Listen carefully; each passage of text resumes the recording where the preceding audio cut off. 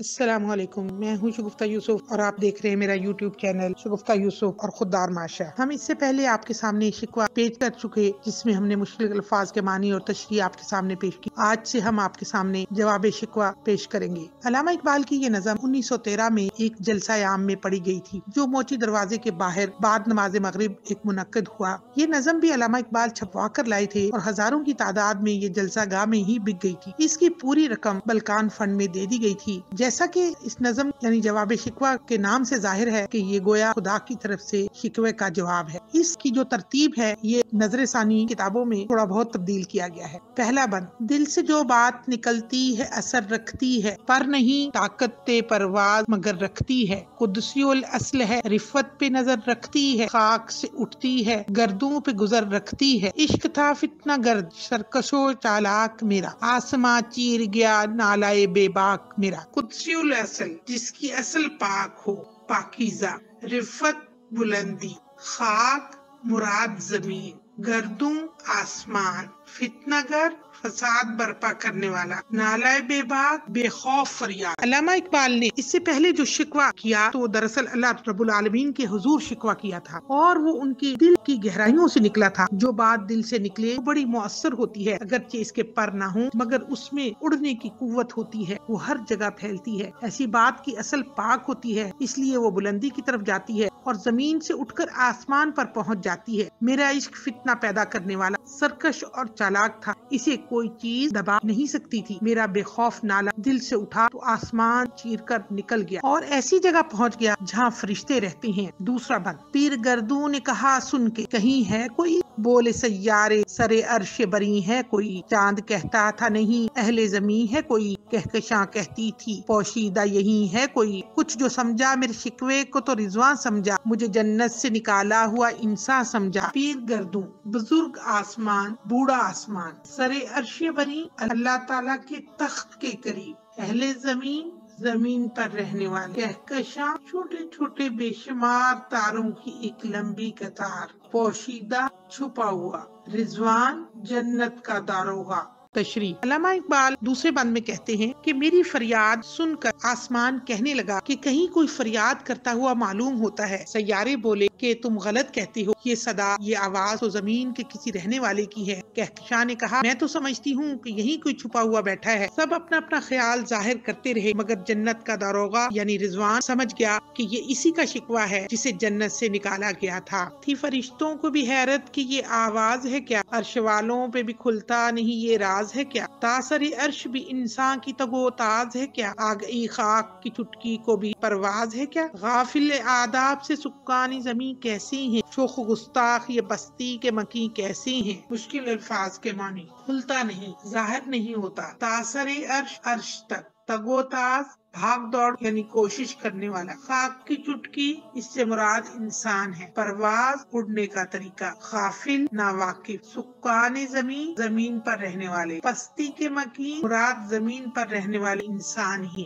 علامہ اس بند میں کہتے ہیں کہ جب فرشتوں پر یہ راز کھلا کہ یہ آواز کیسی ہے اور کیا ہے تو وہ سوچ میں پڑ گئے کیا ایک انسان کی دوڑ دھوپ اور کوشش اس حد تک بھی ہو سکتی ہے عرش تک جا پہنچے۔ انہیں اس بات پر بہت تعجب ہوا کہ اس میں ایک بھید کیا ہے، آدمی کی دوڑ دھوپ اتنی طاقت رکھتی ہے کہ وہ عرش تک جا پہنچے، کیا اس مٹی کی چٹکی نے اڑنا سیکھ لیا ہے؟ مگر افسوس یہ زمین پر رہنے والے شریر اور گستاخ ہونے کی وجہ سے ادب کے تقاضوں سے ناآشنا ہے۔ دراصل علامہ اس بند میں یہ کہنا چاہ رہے ہیں کہ فرشتے بھی انسان کے اوپر افسوس کرتے ہیں کہ زمین والوں نے اتنی تو دوڑ دھوپ کر لی لیکن ادب کے تقاضوں کو پورا نہیں کیا، زمین کے رہنے والے ادب کے تقاضوں کو کس طرح پستے پوچھ ڈالے ہوئے ہیں، یہ پستی کے باشندے کس قدر شوخ اور گستاخ ہیں، اس قدر شوخ کہ اللہ سے بھی برہم ہے، تھا جو مسجود ملائک یہ وہی آدم ہے، عالم کیف ہے دانائے رموز کم ہے، ہاں مگر عجز کے اسرار سے نامحرم ہے، ناز ہے طاقت گفتار پہ انسانوں کو،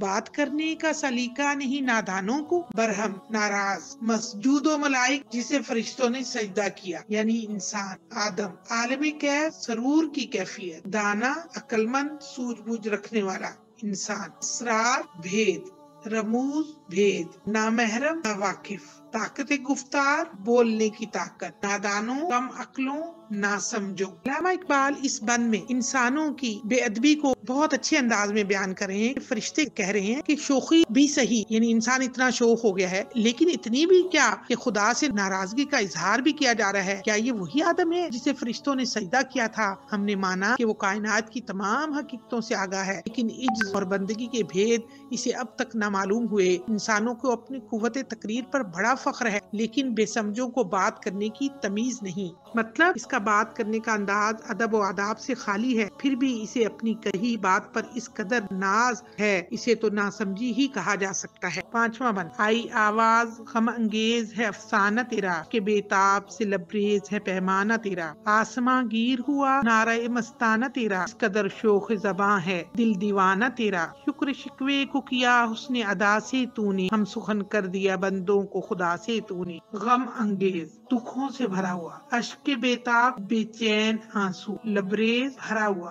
पैमाना प्याला, आसमान गिर आसमान पर छा जाने वाला, नारा मस्ताना मस्त नारा, शोखे ज़बां बेधड़क बात करने वाला, दिल दीवाना आशिक दिल पागल दिल, हुस्ने अदा खूबसूरत अंदाज, हम सुखन कलाम करने वाला। अल्लामा इकबाल इस बंद में कह रहे हैं कि फरिश्ते आपस में अभी तबसरा ही कर रहे थे कि आसमान से अल्लाह ताला की बारगाह से ये आवाज आई कि तेरी कहानी बड़ी दर्दनाक है। उसे सुनकर रंज हुआ, तेरा प्याला यानी तेरी आंखें इकरार आंसुओं से भरी हुई हैं, तेरा नारा मस्ताना से आसमान गूंज उठा, तेरे दीवाने दिल की बात कितनी शौक है। अगरचे तूने शिकायत की, लेकिन इसे इस हुस्न खूबी से अदा किया कि शिकायत शुक्र बन गई और बंदों को खुदा से बातचीत का मौका मिल गया। अल्लामा इतने खूबसूरत अंदाज में अपनी ही कही हुई बात को पॉजिटिव अंदाज में, मुस्बत अंदाज में हमारे सामने पेश करे हैं। यही हमें सीखना है। छठा बंद, हम तो माइल बकरम हैं, कोई साइल ही नहीं, राह दिखलाएं किसे राह रो मंजिल ही नहीं, तरबियत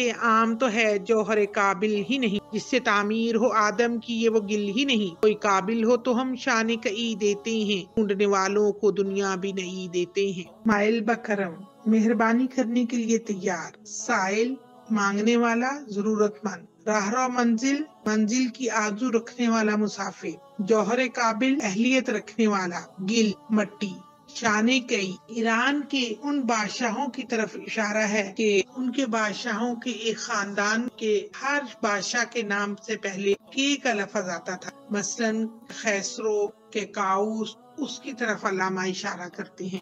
ऐ इंसान, कोई मांगने वाला ही ना हो, हम उसे कैसे कुछ दे सकते हैं? हम तो हमेशा बख्शिश पर माइल रहते हैं, लेकिन कोई सवाल करने वाला ही ना हो, चलने वाला ही ना हो, तो उसे रास्ता कैसे दिखाएं? हमने तो परवरिश को आम कर रखा है, लेकिन कबूल करने वाला जौहर ही ना हो तो क्या नतीजा निकलेगा? हम तो समझते हैं कि ये वो मट्टी ही नहीं जिससे आदम बन सके। किसी में काबिलियत हो तो हम इसे शहनशाहों की शान अता करते हैं, यानी बादशाही अता कर देते हैं, और ढूंढने वालों को नई दुनिया दे देते हैं। आखिरी मिसरा में इशारा है कोलंबस की तरफ, जिसने अमेरिका दरियाफ्त किया, और अमेरिका को नई दुनिया कहा जाता है इसलिए कि वो बहुत बाद में दरियाफ्त हुई। अस्सलामु अलैकुम व रहमतुल्लाहि व बरकातुहू।